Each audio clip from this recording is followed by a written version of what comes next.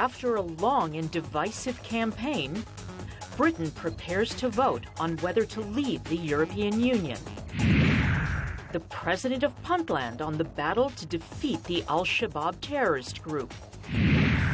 And how technology is transforming industry, music, and health. Africa 54 starts right now. Good evening and welcome. I'm Vincent Makori. This is Africa 54. Thursday will be a historic day in Britain as citizens go to the polls to decide whether the nation will leave the European Union. Much of the pre-vote debate has centered on immigration and economic security, and the rhetoric from both sides has been contentious. We begin our Brexit coverage with VOA Europe correspondent Luis Ramirez in London. These are uncertain times in a nation whose economy is the second largest in the European Union. The stakes are huge. There are warnings that leaving the 28-member bloc may cause the British pound to lose 15% of its value and bring the resignation of the country's prime minister, whose mandate depends on whether Britain listens to him and votes to remain. And if we choose to leave, we can leave. But let's be clear, if we do leave, that's it. We're walking out the door. For such an important election, many voters complain there has been too little solid information to make a decision and too much scaremongering and grandstanding by both sides. Flotillas of the Leave and Remain camps recently faced off on the River Thames. For months, the Leave campaign has been hitting the streets.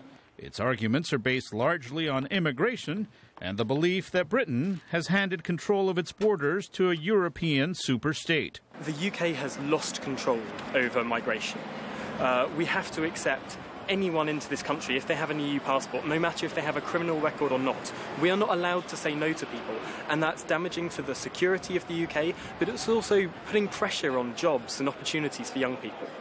The murder of Joe Cox, an anti-Brexit pro-immigrant lawmaker allegedly by a far-right extremist with a history of mental problems, had a sobering effect on both campaigns and on voters.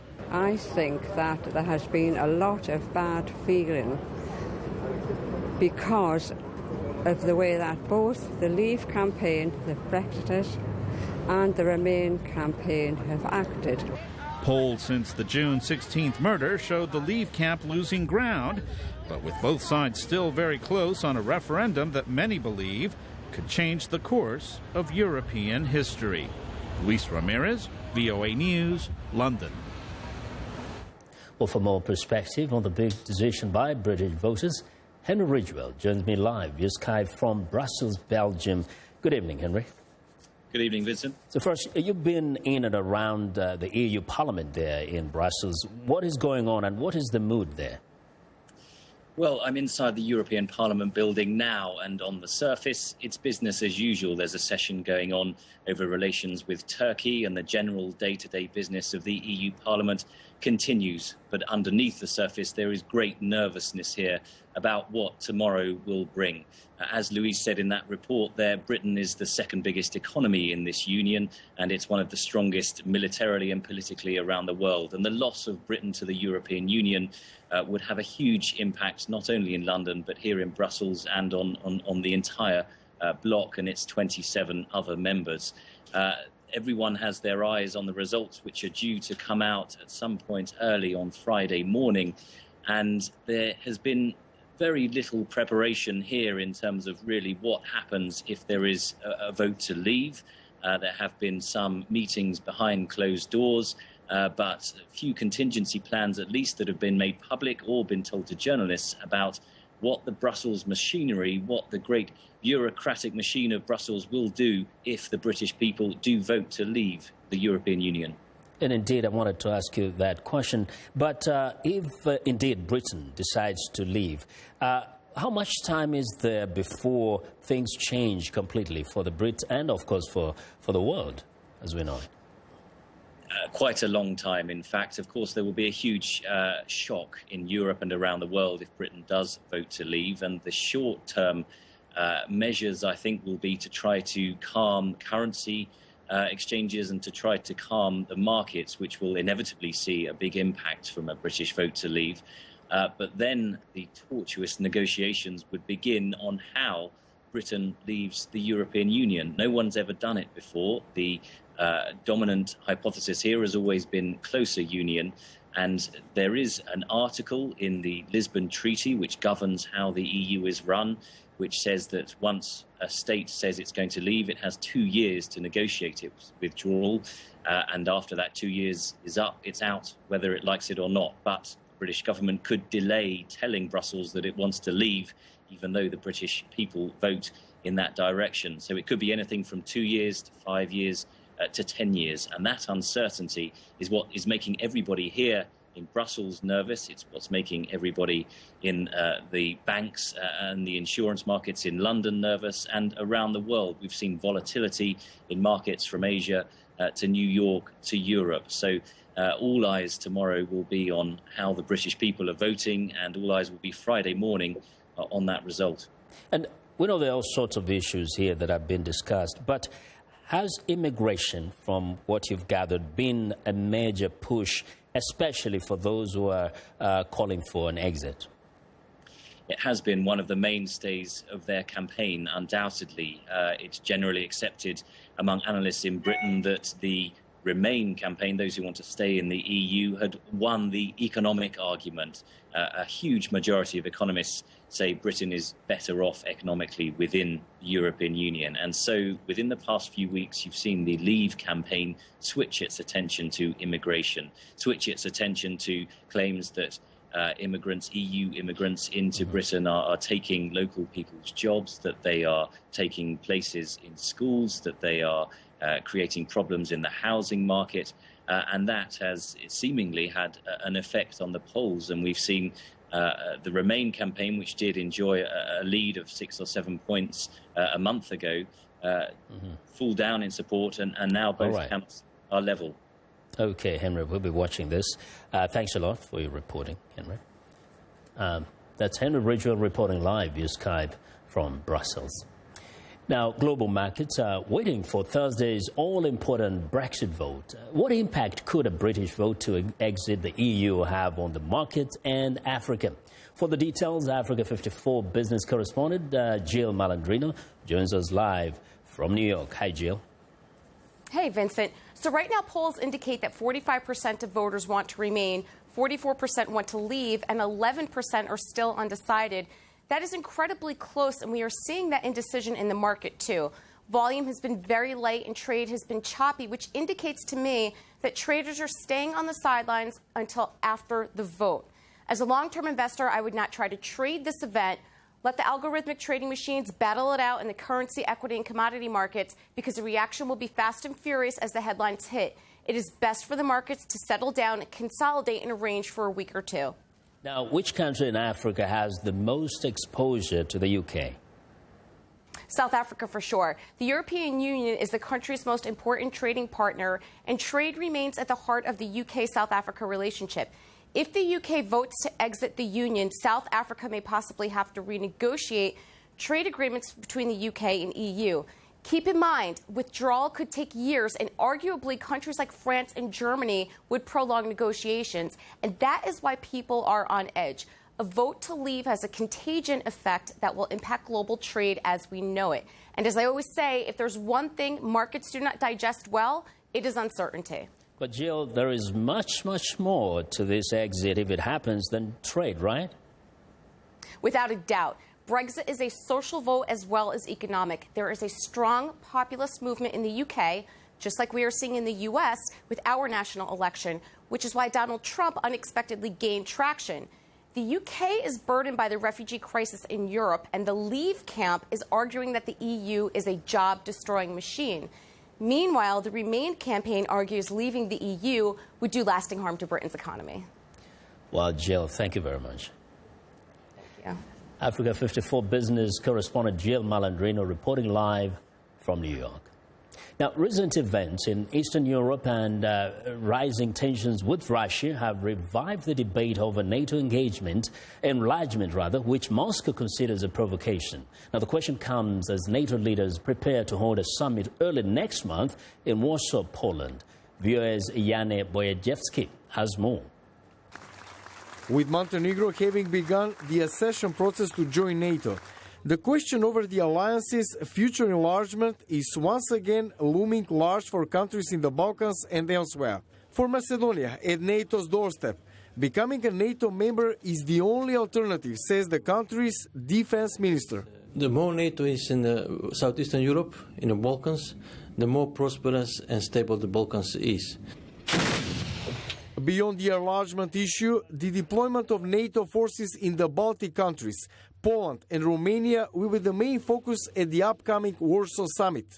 Such a deployment is significant, says former U.S. Ambassador to NATO Kurt Volker. It's a signal to anyone, including Russia, that NATO is prepared to defend its members. That's very, very important. That's the heart of deterrence, is showing that willingness to take those steps. That's critical, and I'm very pleased to see that. Even with reducing defense budgets and reducing U.S. commitment overall, this step is very important. But NATO's move to station forces on its eastern flank and its membership enlargement are considered threats by Russian leader Vladimir Putin. His goal is to get NATO to back down. He wants to divide Europe, divide NATO, force NATO to back down, not protect the member states of NATO that are adjacent to Russia. It's very important that NATO not accept that.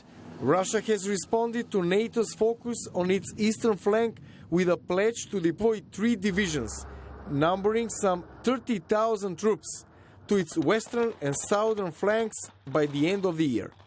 Jana Bojarzewski, VOA News, Washington. Well, I want to know what you think about Africa 54 and the stories we covered during the conversation on Facebook. The address is Africa54, and check out our headlines 24/7 on voaafrica.com. Find me on Twitter at VOA Vince Makori.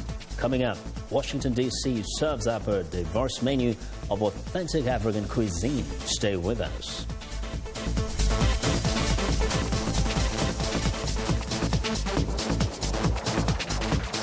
News and notes. This is Living Better. Egyptian Rania Rushdie started losing the ability to walk as a child.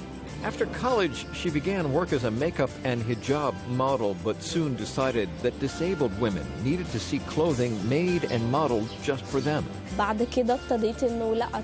I started to ask, why should I enter the modeling industry? People were telling me it will be hard and it's not going to work. Thank God I've been doing this for 2.5 years. Rushdie designs dresses that are easier for women in wheelchairs to wear. The chair will not disable me from doing anything. On the contrary, the chair is motivating me to do anything or better than those who are able. People with disabilities make up about 10% of Egypt's population, some 8.5 million people. Rania Rushdie says she hopes to be a role model to a new generation of disabled Egyptians. I'm Martin Seacrest for VOA's Living Better.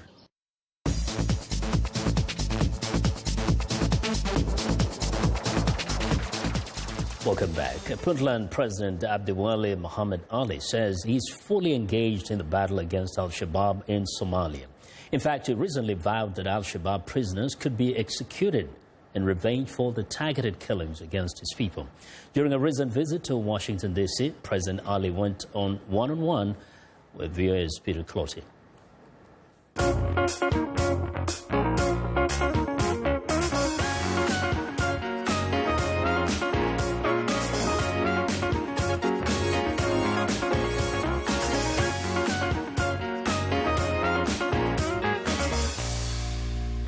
So, Mr. President, thank you very much for joining us today. It's a pleasure to be with you. Thank you for the interview. Thank you, Mr. President. So what is your mission here in Washington? My main focus for coming here was to engage the Puntland diaspora, Somali diaspora in the United States of America and also in Canada, Northern America. Looking at Puntland, what is the relevance of Puntland in the fight against terrorism, particularly Al-Shabaab? You know, Puntland is 1/3 of the Somali territory and almost 1/3 of the Somali population. It's strategically located, bordering both the Indian Ocean and the Red Sea. We are bordering Yemen, which is now a huge problem. You know, the issue of Yemen and the Indian Ocean. So we are fighting against piracy. We are fighting against illegal migration. We are fighting against Shabaab, a terrorist organization who was wreaking havoc in that part of the world. It's a global phenomenon. It's not Somali problem. It's not a regional problem. Actually, it's a huge international problem. So Puntland is very important. And we are looking, the international community, our international partners, to help us, all these menace, all these non-state actors who are creating problems for peace and stability in the region, and also for peace and stability in worldwide. How do you cooperate with the government in Mogadishu in this regard to address the problem of insecurity, particularly Al-Shabaab? Of course, this is a common enemy, so therefore we should have a common strategy.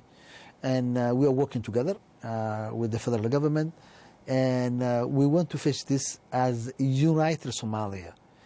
This enemy doesn't care whether you are from the south or from the east or from the west or from the north.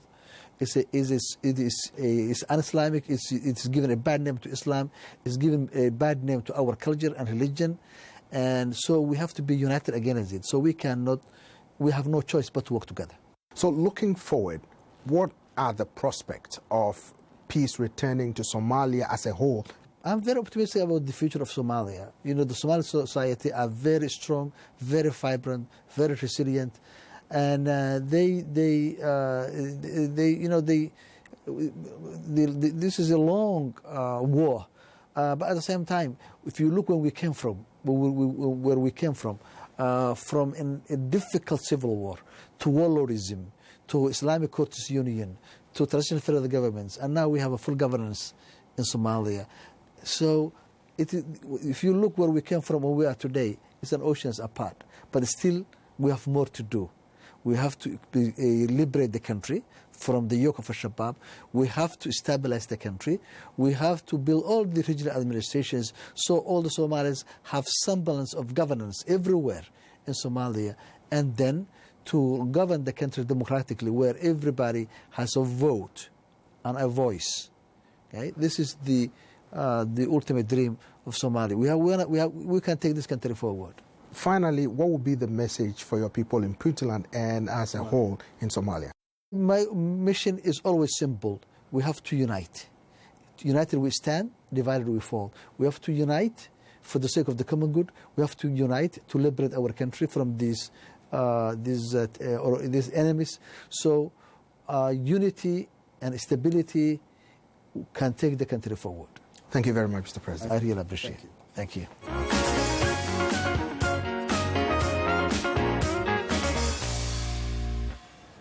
Well, the diversity of African cuisine here in the Washington, D.C. area is enticing people from all walks of life as Africans in the diaspora venture into the restaurant business. Africa 54's Esther Githu-Yuwat visited the new Swahili Village restaurant and has our story. The only Swahili restaurant serving the U.S. capital area has relocated in order to expand and serve a wider clientele. Swahili Village is owned by a Kenyan, Kevin Onyona. For the past 7 years, he and his wife Lane have worked hard to bring the taste of Kenya to the Washington, D.C. area. But he says the business is not without challenges. Running a restaurant business in America is a big challenge, especially ethnic restaurants like ours. We believe that we can get a good product out there that engages not just Kenyans. You have to capture the imagination of Americans in your cuisine as well. You have to challenge their thinking and their palate. Among the African diplomats invited to the event was Kenyan ambassador to the United States, Robinson Njeru Githai. He says his first mandate as a diplomat is to support Kenyans in America. When I see a Kenyan employing U.S. citizens like he has done here, he has employed over 20 U.S. citizens, I'm very, very proud. For immigrants starting businesses in the state of Maryland, Delegate Jocelyn Pena Melnick, who is serving in the state's General Assembly, says they will receive support. We offer a lot of help and counseling for people, all the way from, doing the business plan, right, the beginning, to financing, working with different banks, as well to getting permits from the different government and different agencies. So there is a lot of support. You can do it. The resources are here. Tariq Ben Youssef represented the African Union mission to the U.S. An event like this, in my opinion, raises the profile of Africa. It gives more visibility to what the continent offers. The hospitality, the quality of food and the cuisine and the richness of cuisine that Kenya offers to the United States and to the world. Mr. Onyona says his Swahili cuisine is specially prepared with herbs and spices grown in East Africa. It is savory and has a wonderful aroma. He has a wide range of foods on the menu to choose from. Today we sample chapati, which is a flatbread. We make fresh every day. Nyama choma, or mbuzi choma. Nyama choma is the way we grill our beef. It's grilled beef. But more importantly, goat is our to-go-to meat. We love goat. We make it 5 different ways. You had lentils, and we pick it up and make it in a very nice way. You tasted fish from Lake Victoria. For residents of the Washington, D.C. area who want to try something new, or for East Africans, the taste of Swahili cuisine will have their taste buds wanting more. Esther Githui-Ewart, VOA News, Washington. Now I'm hungry, for sure. Well, it's time now for a short break. Still to come on Africa 54, a glimpse of the future of the London Technology Show. We'll be right back.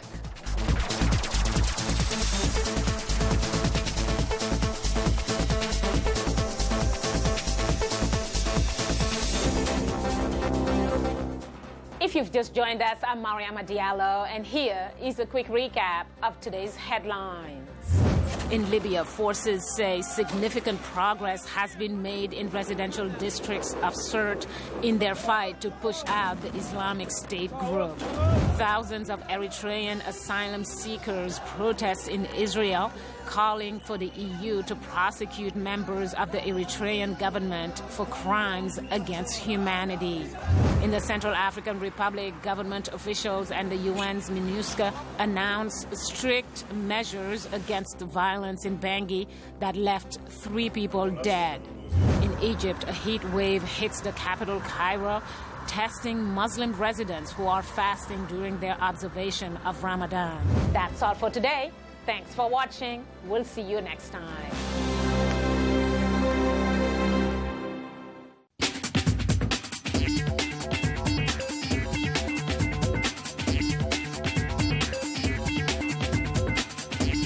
Welcome back to Africa 54. Here's what's trending. Now, London Technology Week is highlighting tech with a difference. Scientists from Imperial College London have incorporated a prototype sensor system into a prosthetic arm, which detects mechanical signals from the tiny vibrations produced by muscle fibers when flexing. Imperial College is also behind the development of a sensor being used in the development of a computer program to help people with motor neuron and other similar diseases. Now, the sensors are also being developed for sports like boxing. Then there is wearable tech. Musician Biddy Wolf has commissioned a jacket with the shapes from the sounds of her songs woven into the fabric, similar to the bridges, or rather the ridges ground into a vinyl record. Now, sensors in the jacket prompt her phone to start her tunes. The jacket was created by David Bowie's tailor. In other fashion trend news, Ain't No Heel High Enough is the motto of a newly opened exhibition in the Israeli city of Holland, celebrating their stiletto. The shoes on display are all about creativity and originality, and not so much about comfort and balance. The sky is the limit, with the highest heel measuring about 50 centimeters.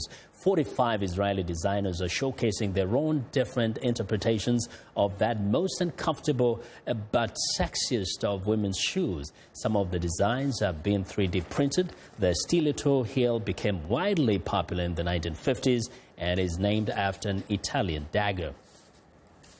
And finally, yoga enthusiasts know that breathing is just as important as bending and stretching into different poses. A mechanical engineer and yoga instructor in Vancouver has invented a device that measures a person's breathing pattern and vibrates if the breaths become irregular. Now, the smart belt learns the wearer's breathing pattern, compares it to the other biometrics such as heart rate, and provides vibration feedback if the wearer is not breathing calmly and steadily. The inventor says the device doesn't require the wearer to check their smartphone to see the results. The belt can be worn during yoga practice or meditation, which often uses the breath as a way of focusing awareness in the present. A growing number of researchers are investigating the scientific basis for the mental and physical benefits of deep breathing and meditation. And that is what is trending today. Now, the capital of Senegal has more than tripled in population in the past 40 years, and the government says it is time to retire the city's most iconic and colorful mode of transportation, the car rapide. The Executive Council for Urban Transportation in Dakar says it will replace the decades-old vehicles with more modern buses by 2018. Ricky Shyrock reports from Dakar. The car rapide is a hallmark of Senegal's capital. These privately owned vehicles have offered residents a cheap way to get around the city since 1976. But they may soon be parked for good. In December 2018, they will no longer exist in circulation in Dakar. It's really part of our cultural heritage, but they don't have the comfort and safety of modern transport. And also, we have environmental concerns. They pollute a lot. You have an example of the pollution here. Since 2005, Senegal has been rolling out new buses like the Indian-made Tatas and the Chinese brand King Long. But the car rapides have kept barreling through the streets alongside their larger, more modern rivals. The car rapides are faster than the Tata. Riders will also have to deal with increased fares. A ride across town that now costs about 25 cents will go up to about 35 cents. Of course, passengers are not the only ones who will be affected. I love this job. It's my work, and I've done it since I was very young. But authorities say Musa won't lose his job. The state plans to bring on car rapide drivers and apprentices to operate the new buses after the changeover in 2018. And some people are even suggesting that artists give the new buses car rapide makeovers. This distinctive iconography has evolved over the years. But the car rapide as we know it will soon be in this city's rearview mirror. Ricky Shyrock for VOA News in Dakar. Well, and that's our show for today. Be sure to watch Africa 54 on our website at voaafrica.com. For more news, tune in to VOA's evening radio show, Africa News Tonight, at 1800 UTC. And in the mornings to Daybreak Africa between 0300 and 0600 UTC. That's Monday through Friday. Thanks a lot for watching. From all of us in Washington, have a good night.